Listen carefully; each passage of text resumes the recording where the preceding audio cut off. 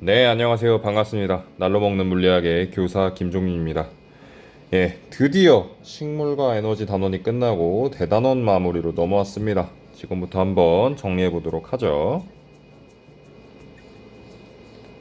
예, 시작하기 전에 오늘의 숙제 안내입니다. 오늘의 숙제는 당연히 대단원 마무리 풀고 채점하시고 인증하는 게 오늘의 숙제겠죠.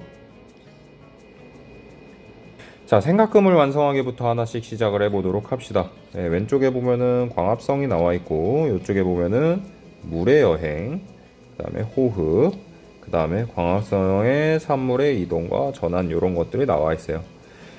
그래서 광합성을 하는 것부터 시작해서 광합성에 필요한 물에 대한 설명, 그리고 이제 호흡은 광합성 양분을 사용하는 과정이고요. 마지막으로 이제 어떻게 저장이 되는가 이런 것들이 나와 있습니다. 그래서 한마디로 이번 단원은 말 그대로 식물에서 생성되는 이 에너지에 대해서 집중한 단원이라고 할 수 있겠죠. 하나씩 채워보도록 하죠. 왼쪽에 있는 이 그림 보면은 지금 물과 뭔가를 합성해서 포도당과 산소를 만들어내고 있어요. 그렇죠? 뭘 합성한 거겠죠? 이산화탄소겠죠. 이산화탄소. 그리고 광합성엔 이제 영향을 미치는 환경 요인들 세 가지가 나와 있어요. 빛의 세기, 이산화탄소의 농도, 온도 이렇게 세 가지가 나와 있는데 이 중에 빛의 세기와 이산화탄소의 농도는 광합성에 영향을 미치다가 일정량을 넘어서게 되면은 더 이상 영향을 미치지 않는 모습을 보이고요. 이산화탄소 이제 마찬가지고. 근데 온도의 경우에는 온도가 너무 높이 상승하게 되면 식물이 죽어버리겠죠. 그죠? 그래서 이 일정량을 기준으로 넘어서면 오히려 감소되는 모습을 보인다. 다음 식물에서의 물의 여행입니다. 보면은 뿌리에서부터 줄기 그리고 잎까지 올라오는 이 과정이 나와 있고요. 이때 이동하는 이 통로를 우리 물관이라고 부른다고 했었죠. 물관. 물관에서 잎까지 끌어올리게 되면은 잎에서는 너무 많은 물을 이제 밖으로 배출을 하고 또 잎이 어느 정도 좀 드라이해야 뿌리에 있는 물이 그 모세관 현상에 의해서 빨리 올라올 수 있거든요. 그래서 이제 물을 비워주기 위해서 뭘 한다? 증산작용이라는 게 일어난다. 이 가운데 있는 거를 우리는 기공이라고 부르죠. 기공. 그래서 증산작용이 일어난다는 게 나와 있고요. 다음 식물의 호흡입니다. 식물의 호흡은 이것이 들어가서 이산화탄소로 교환되어서 나와요. 뭐죠? 산소겠죠. 산소를 소모하는 과정이다. 그래서 밤에 산에 가서 우리가 공기가 좋다고 하면 안 된다. 이 호흡의 특징은 항상 일어난다는 걸 꼭 기억하고 있어야 된다고 내가 얘기했었어요. 그 다음 호흡과 광합성의 관계 보면은 낮에는 광합성이 더 많이 일어난다는 게 나와 있고요. 밤에는 빛이 없으니까 호흡만 일어난다는 게 설명이 되어 있습니다. 끝으로 광합성의 산물의 이동과 전환에서는 이제 녹말이 설탕으로 바뀌어서 체관으로 이동한다는 것이 나와 있고요. 이동하고 나면은 식물의 몸을 구성하기도 하고 에너지원으로 사용되기도 하고 또 어떻게 된다? 저장되기도 한다. 이런 것들이 나왔습니다. 자, 2단계 개념 적용하기 문제부터 하나씩 풀어보도록 합시다. 1번 햇빛을 충분히 비추어준 검정말 잎을 따서 현미경으로 관찰했다. 무슨 설명이에요? 광합성을 했다는 거죠. 광합성. 그림과 같이 초록색 알갱이를 많이 볼 수 있었다. 이 알갱이의 이름과 그 역할이 무엇인지 써보자. 이 알갱이 이름이 뭘까요? 이름은 엽록체겠죠. 엽록체의 역할이 뭐였더라? 광합성을 하는 게 엽록체의 역할이죠. 이렇게 쓰면 맞죠. 다음 2번 중성의 BTB용액에 입김을 불어넣은 후 3개의 시험관 ABC에 나누어 담았다. 우리 수업 때 BTB 용액 이제 색깔의 변화에 대해서 강조를 했었어요. 용액의 성질이 산성인지 중성인지 염기성인지 확인시켜 줄 수 있는 뭐라 그랬어?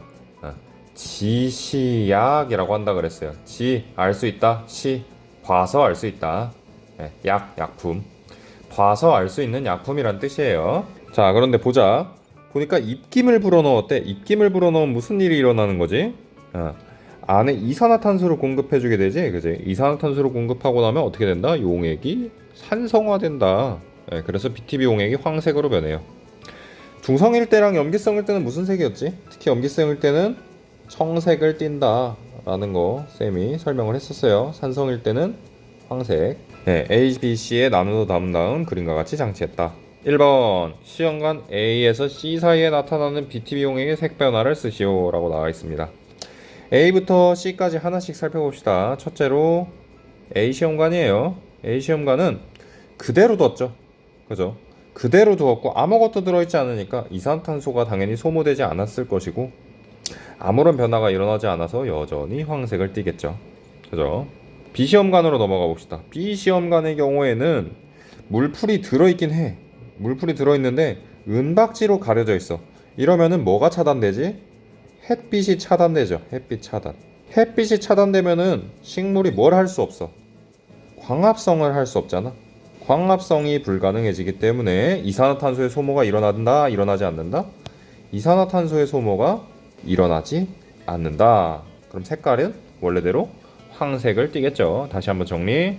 물풀이 있으나 햇빛이 차단돼서 광합성을 할 수 없어. 네. 그래서 이산탄소가 소모되지 않아서 BTB 용액은 여전히 황색이다. 다음 C 시험관입니다. C 시험관은 물풀이 들어있고요. 빛도 공급을 받을 수 있어요. 이산화탄소도 충분히 들어있고요. 어떤 일이 일어날까요? 광합성을 하게 됩니다. 광합성이 드디어 일어나.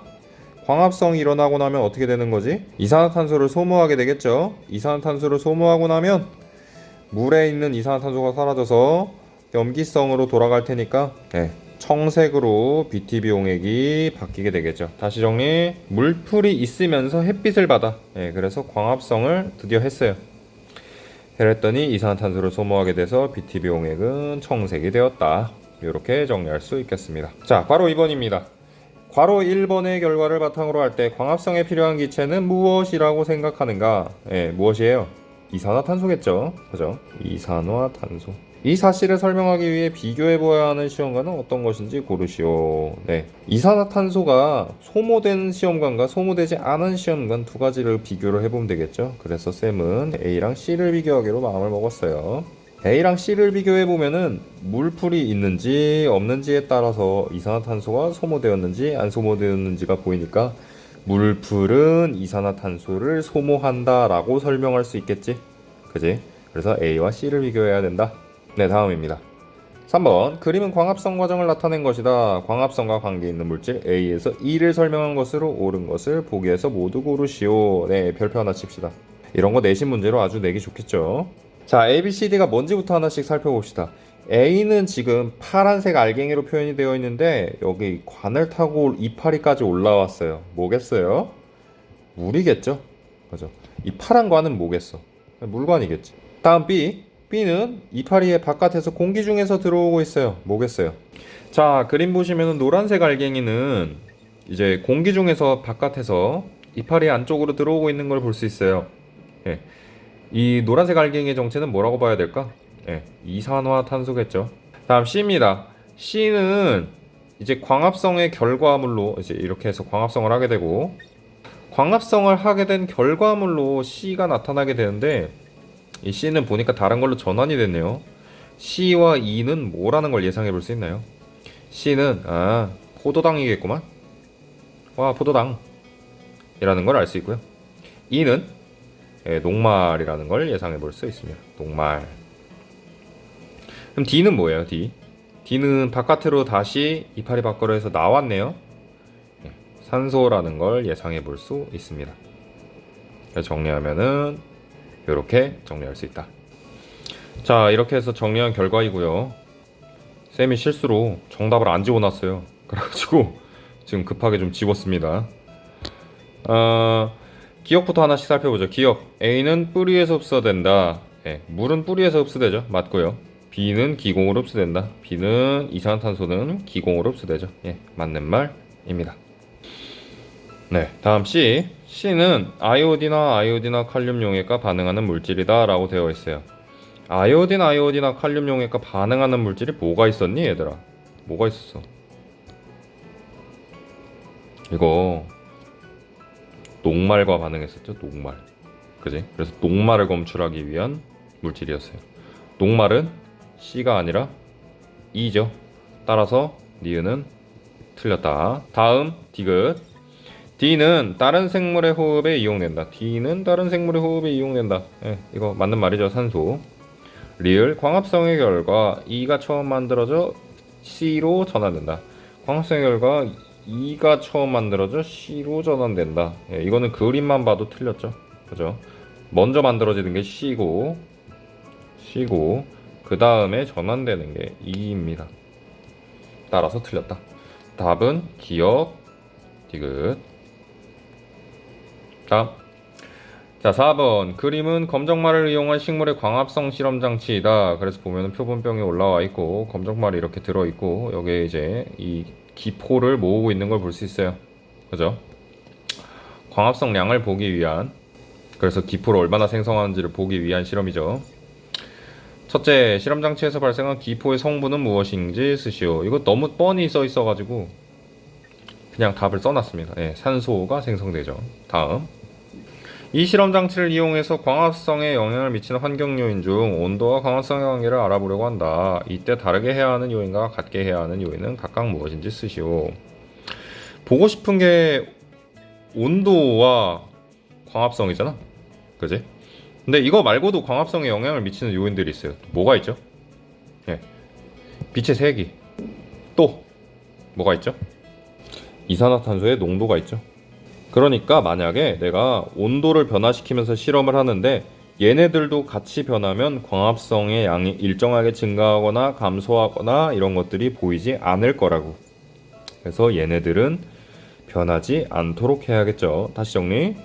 온도를 다르게 해야만 광합성에 어떤 영향을 미치는지를 볼 수 있을 텐데 그 외에 광합성에 영향을 줄 수 있는 요인들인 빛의 색이나 이산화탄소의 농도 같은 것들은 계속 일정하게 해줘야 된다 라는 게 중요한 포인트였습니다.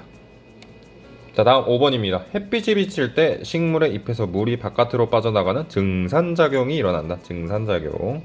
이러한 증산작용의 기능은 무엇인지 설명하시오. 앞에서 증산작용할 때 잠깐 했었는데 다시 한번 설명해주면, 첫째로는 식물 내 수분량이 조절이 되죠. 그죠? 그래서 과수분이 되지 않도록 식물이 수분을 배출하는 역할을 해주고요. 다음, 식물의 온도가 조절이 됩니다. 예, 온도가 조절되는 이유는 여러분들이 이제 학교 나왔을 때 쌤이 설명해 줬었는데, 물은 액체죠. 그죠? 근데 문 밖으로 보낼 때는 수증기 형태로 보내기 때문에 기체가 된단 말이야. 그지? 기화 현상이 일어나죠? 그죠? 이 기화 현상의 경우에는 우리가 마치 물을 뿌리면 증발할 때 시원해지는 느낌을 받아요. 그래서 막 여름에 더울 때 등목하고 팔에다가 물 뿌리고 그러면 날아가면서 되게 시원해지는데, 예. 이와 마찬가지로 식물에서도 잎에서 기화가 일어나게 되면은 주변의 온도가 낮춰지게 돼요. 예. 따라서 온도 조절이 된다. 다음. 예, 요게 수업 때 좀 강조가 안 됐던 것 같아서 다시 한번 강조를 좀 하면은, 뿌리로부터 물을 빨아올리는 원동력을 만들어요. 예를 들어서 예시를 들어볼게요. 예시. 자, 여기 휴지가 하나 있어요. 이렇게 휴지가 있어요. 근데 얘를 이제 물에다가 이렇게 일부분 담궈요. 그러면은 여기 요만큼만 젖나요? 아니면 요 위쪽까지 젖나요? 요 위쪽까지 같이 젖죠? 그죠? 왜 그러냐? 왜? 모세관 현상에 의해서 위쪽이 건조하게 되면은 물이 이 틈을 타고 빨리 올라가. 근데 여기까지 이제 물이 충분히 이렇게 축축하게 젖어 있으면은 더 이상 물이 빨리 올라가지 않게 돼요. 그러니까 이거를 나무로 바꿔서 생각을 해보면, 자, 나무야. 대충 그렸어요. 자, 나무면 똑같은 방법을 써서 빨아 올린단 말이야. 이렇게까지 빨아 올렸어. 근데 여기가 이미 축축해. 이렇게 축축해. 막 물이 툭툭 떨어져 이렇게. 그러면은 여기 이미 충분한 양의 물이 있어서 이 빨리 올라가는 힘을 받지를 못한다고. 그래서 증산작용을 통해서 얘네를 배출을 해줘야 이 물을 빨아 올리는 힘을 받을 수가 있다. 네, 요런 말이에요. 다음 7번입니다. 그림과 같이 식물 줄기의 바깥쪽 껍질을 고리 모양으로 둥글게 벗겨내면 시간이 지난 후에 잘려나간 부위에 윗부분이 뭉툭하게 이렇게 부풀어 오른대요. 되게 신기하죠? 이런 현상이 나타난 까닭을 설명하시오 하고 되어 있습니다. 자, 그럼 이 식물 줄기에 이 테두리 부분에 뭐가 있었는지를 봐야 된다는 거지. 뭐가 있었지? 관다발이 여기 있었어. 관다발이 여기 있었어. 그러니까 식물의 윗부분이 관다발이 잘려나가면서 부풀게 되었다는 거죠. 근데 위에서 이제 어떤 것들이 내려오는지를 생각을 해봐야 되는데, 위에서 양분을 만들잖아, 그지? 밑에서는 물을 빨아 올리고, 나무를 이렇게 그려보면 밑에서는 물을 빨아 올리고 위에서 아래로는 양분을 공급을 해. 광합성을 통해서. 그러니까 지금 윗부분이 비었다는 거는 이 양분이 밑으로 이동을 못하고 있다는 소리겠지, 그지? 그래서 아마 저거를 봤을 때 채관이 잘려나가서 양분이 이동하지 못할 것이다 라는 것을 예상해 볼 수 있습니다. 그래서 다시 글로 정리하면, 바깥쪽 껍질에는 채관이 있는데 이 채관에는 양분이 통과를 하고, 양분이 아래로 이동해야 되는데 이동하지 못하니까 윗부분에 쌓여서 부풀어 오르게 되었다. 네, 이렇게 정리할 수 있겠죠. 다음입니다. 8번. 병을 치료하거나 건강을 위해서 숲을 산책하거나 온몸을 드러내고 숲의 기운을 쬐는 삼림욕이 요즘 유행이라고 한다. 나무가 우거진 곳에서 숲의 기운을 마음껏 경험하는 삼림욕은 최근 일상생활에 지친 사람들에게 큰 인기를 끌고 있다.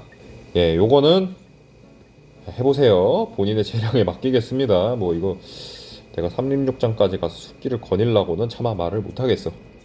요즘 코로나 때문에 좀 시국이 시끄럽기도 하고. 다음 2번. 삼림욕의 다양한 장점이 무엇인지 알아보고 모둠별로 이를 발표해보자. 네, 원래는 이런 거 모둠 활동으로 하면 참 좋은데 할 수가 없으니까 우리 쌤이 찾아본 조사한 자료를 한번 봅시다. 그 피톤치드라는 말 많이 들어봤을 거예요. 이 피톤치드가 심폐기능을 강화하는 역할도 해주고 심신을 안정시켜주고 살균도 해준대. 네, 그래가지고 산에 들어가면 굉장히 마음을 평온하게 해준다고 해요. 그리고 이제 낮에 가면, 이건 낮에 갔을 때만이겠죠. 네, 밤에 가면 안 됩니다. 밤에 가면은 산에 이제 나무들이 호흡을 하고 있기 때문에 산소가 부족해져요. 광합성으로 인해 나온 산소를 낮에 공급받을 수 있다. 네, 이런 것들을 생각해 볼 수 있네요. 다음 9번입니다. 헬몬트라는 사람은 되게 재밌는 실험을 해봤는데 뭐냐, 이제 식물이 흙을 먹는다고 생각을 했어. 네, 그래서 5년 동안 물만 주고 기르는 그런 실험을 했대요. 예, 흙을 먹는다. 예, 요거를 확인하기 위해서는 어떤 거를 비교해야 될까? 무엇을 비교해야 될까? 한번 생각을 해봅시다. 간단하게 생각해 볼 수 있는데, 흙을 먹었다. 살다 흙먹이란 단어를 써보네요. 흙을 먹었다면 남아있는 흙의 양이 줄어들겠죠? 그죠? 흙의 양이 줄어들었다면 흙의 질량을 재어봤을 때 흙의 질량도 줄어드는 상태겠지, 그지? 그러니까 간단하게 말하면은 나무를 뽑고 나중에 흙의 질량을 재보면 된다는 거예요. 이렇게 생각해 볼 수 있을 것 같습니다. 다음 10번. 해발 고도가 600m인 이상인 고지대로 여름철에 비교적 서늘한 지역을 고랭지라고 한다. 고랭지 농업 이런 거 들어봤죠? 고랭지는 생산량이 되게 많은 편이에요. 예. 왜 생산량이 많은지 한번 생각해 보자. 사실 봐봐라. 야, 생각해 보면은 고랭지는 온도가 낮다며. 온도가 낮으면 광합성량 어떻게 돼? 광합성량이 줄어. 광합성이 잘 안 된단 말이야. 그런데 더 잘 자란대. 뭐야? 자, 이거는 우리가 광합성에만 초점을 두고 생각을 해봐서 그래요. 같이 생각해 봐야 될 게 호흡이야, 호흡. 자, 봅시다. 이게 메인 포인트입니다. 광합성량이 호흡보다 많으면은 무조건 많이 저장이 돼요, 양분이.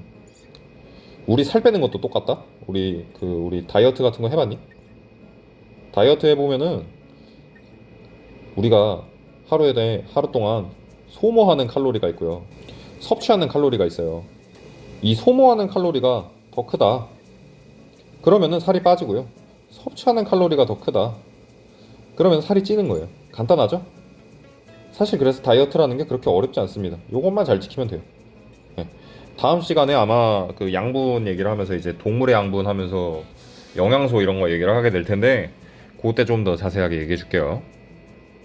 다이어트의 비법을 전수하겠습니다. 자, 고랭지의 경우에는 평지에 비해서 밤에 기온이 되게 낮아요. 네. 낮에는 사실 햇빛을 잘 받기 때문에 온도차가 크게 없는데, 문제는 밤이야, 밤. 밤에 온도가 낮아. 그래서 밤에 호흡 자체를 별로 안 하게 돼요. 생명 활동 자체가 좀 잘 안 일어나겠죠. 우리 생명 활동을 최대한 낮추기 위해서 우리 집에서 쓰는 게 냉장고가 있죠. 세균의 번식이나 이런 거를 생명 활동을 낮춰가지고 막는 방법이잖아, 온도를 낮추는 게. 그지? 식물들도 온도가 낮으면은 호흡을 덜 해. 네. 호흡을 덜 하니까 쓰는 에너지의 양이 적어서 양분이 저장된다는 거지. 그래서 양분을 많이 저장하는 고랭지가 농작물의 생산량이 많다. 이렇게 정리할 수 있겠어요. 11번입니다. 11번. 가늘고 긴 풍선을 이용해서 식물의 공변세포와 기공 모형을 만들려고 한다. 예, 요거는 쌤이 그 우측 상단에 보면은 그 링크 지금 뜰 거예요. 예, 그거를 보시고 여러분들이 들어와서 공부를 하시면 되겠습니다. 자, 공변세포가 기공을 열고 닳는 원리에 대해서 간단하게 설명하고 오늘 마무리 해봅시다. 일단 광합성을 하면은 식물 내에 양분이 되게 많아져요. 그죠? 이때 양분이 많아지면은 공변세포에도 양분이 굉장히 많아져. 이 공변세포라고 하면은 이 안에 양분이 많아져. 양분이 많아지면 무슨 일이 일어나느냐? 이 양분의 농도를 조절하기 위해서 야, 농도를 줄이자. 그래서 물이 같이 들어가, 물. 그래서 삼투압이 발생하게 됩니다. 처음에는 공변세포의 길이가 10cm였다고 해봅시다. 이렇게 큰 공변세포는 살면서 없지만 10cm라고 쳐볼게요. 안쪽도 10cm, 바깥쪽도 10cm야. 지금 보면은 여기만 두껍게 그려놨지? 그지? 공변세포는 안쪽만 두껍게 돼 있어서 그래요. 이때 공변세포가 이제 물이 들어오게 되면서 길이가 변하게 되는데 바깥쪽의 경우에는 느슨해. 별로 안 두꺼워. 그러다 보니까 길이가 이렇게 쫙 하고 길게 늘어날 수 있어. 약 15cm 라고 쳐봅시다. 근데 안쪽의 경우에는 두껍다 그랬잖아. 그지? 두껍다 보니까 잘 안 늘어나. 그래서 10cm야. 그러면 안쪽과 바깥쪽에 이 길이 차이가 발생하기 때문에 얘가 원형으로 살짝 휘어지게 됩니다. 그래서 이 가운데 부분이 틈이 좁았던 게 틈이 넓어진 걸 볼 수 있죠. 따라서 공변세포가 휘어지면서 기공이 열리게 된다. 이렇게 정리할 수 있겠습니다. 예, 오늘 오랜만에 또 강의를 잘 마무리를 지었습니다. 예, 이번 주도 여러분들 행복하고 즐거운 주말이 되었으면 좋겠네요. 다음 시간에 봅시다. 예, 질문 있으시면은 구글 클래스룸이나 카카오톡 아니면 유튜브 댓글 등으로 질문해 주시면 되겠습니다. 오늘도 봐줘서 고마워요. 안녕. 다음 시간에 봅시다.